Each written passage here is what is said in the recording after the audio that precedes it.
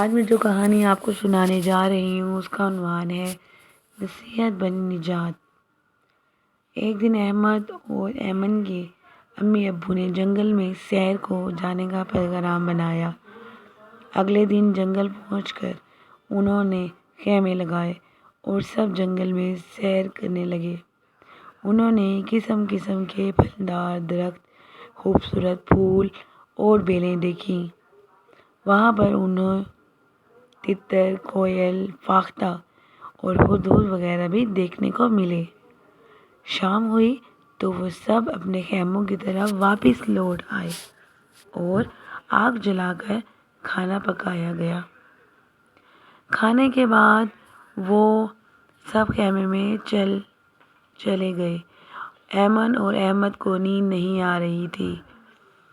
ان کا دل جنگل میں جانوروں کو ڈھونڈنے اور دیکھنے کو چاہ رہا تھا، حالانکہ ان کے والدین نے انہیں سختی سے منع کیا تھا کہ خیمے سے باہر نہ نکلنا۔ وہ یہ نصیحت بھول گئے اور جنگل کا جائزہ لینے چل پڑے۔ اس شب 14ویں کی رات تھی اور چاند کی روشنی سے ہر چیز واضح دکھائی دے رہی تھی۔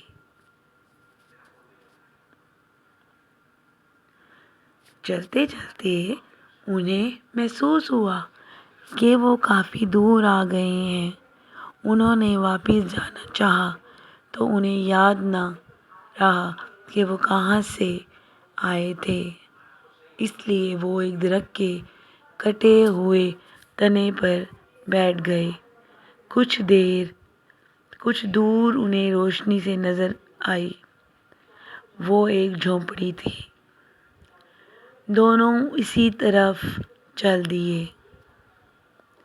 انہوں نے دروازے پر دستک دی تو تھوڑی دیر بعد ایک بزرگ باہر آئے۔ بچوں نے انہیں سلام کیا۔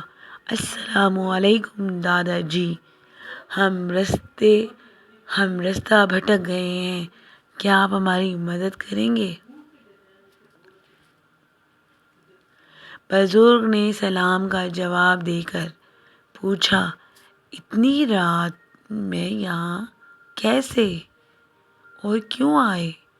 ایمن بولی، ہم جانور دیکھنے اپنے خیمے سے دور آ گئے اور کھو گئے۔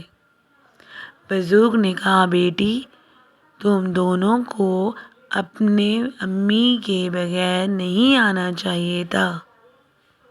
دونوں نے کہا، جی ہم اپنی غلطی مانتے ہیں۔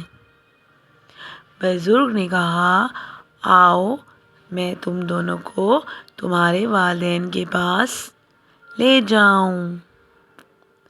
وہ دونوں ان بزرگ کے ساتھ چلتے ہوئے اپنی امی ابو کے پاس آ پہنچے، جہاں ان کے والدین انہیں ادھر ادھر پہلے ہی سے تلاش کر رہے تھے۔